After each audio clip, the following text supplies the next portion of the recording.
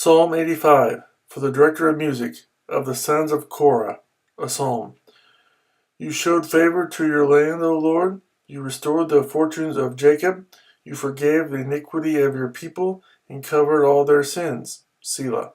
You set aside all your wrath and turned from your fierce anger.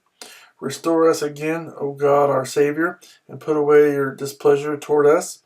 Will you be angry with us forever? Will you prolong your anger through all generations? Will you not revive us again, that your people may rejoice in you?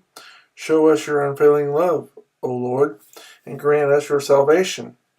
I will listen to what God the Lord will say. He promises peace to his people, his saints, but let them not return to folly. Surely his salvation is near those who fear him, that his glory may dwell in our land. Love and faithfulness meet together. Righteousness and peace kiss each other. Faithfulness springs forth from the earth, and righteousness looks down from heaven. The Lord will indeed give what is good, and our land will yield its harvest. Righteousness goes before him and prepares the way for his steps.